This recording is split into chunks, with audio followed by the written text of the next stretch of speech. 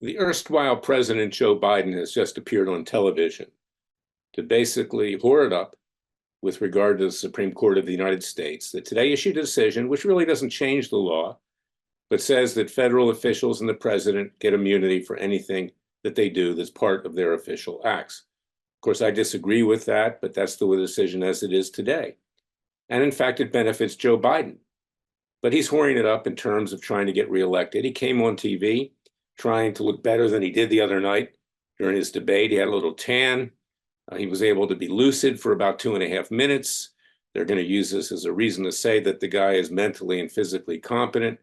And there was really not much to what he said at all. In fact, he walked off the stage at the White House, again, not refusing rather to answer any questions. This is Joe Biden, but he should be thankful for the Supreme Court decision. Here's what the guy has done. He's accepted bribes from communist China, Ukraine, and Russia, laundered through his lovely son, Hunter Biden, and his brother, James. He has committed negligent homicide in Afghanistan with regard to killing 13 GIs with his incompetence and then ordering a drone strike on Afghan allies. Heaven set 10 Afghan allies, killing 7 of their children and 1 3 years old. He has allowed terrorists to go across our border. He's allowed fentanyl to go across our border. He's allowed just ordinary aliens to come across our border who have killed American citizens.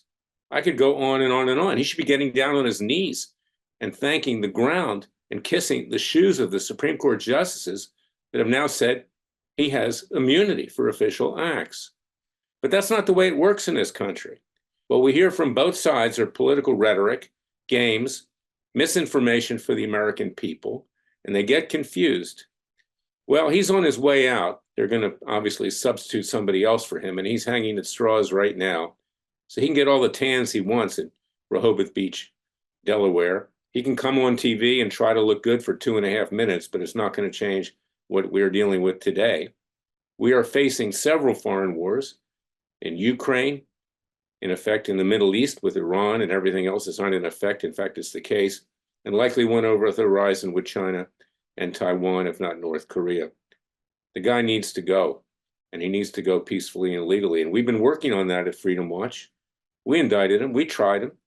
We got him sentenced to 20 years in prison. We're looking to carry it out peacefully and legally for the bribery in communist China, Ukraine, Russia, and also the negligent homicide in Afghanistan. But this so-called president is an absolute disgrace. Now, we haven't had very good presidents, frankly, with the exception of Ronald Reagan during my lifetime. But this guy's in another method. He's in another stratosphere. He's in outer space. He's like an alien, but this time more like a space alien than an alien from another country. So I want the American people to understand that these politicians talk out of both sides of their mouth. They don't act honestly with the American people. They don't level with us. And it's time to rise up peacefully and legally. So go to freedomwatchusa.org, contribute to our cause with tax-deductible contributions. We are your real Justice Department. We're here for you. And remember, the Father and Son will only help us if we help ourselves. We need your help. We need to get bigger. We need to get stronger. And we need to represent the interests of everyone, not just the political class in Washington on both sides. They just want to keep power and want to hang on to that power to the detriment of the American people. I'll be back tomorrow with another special podcast. Thank you for listening to me.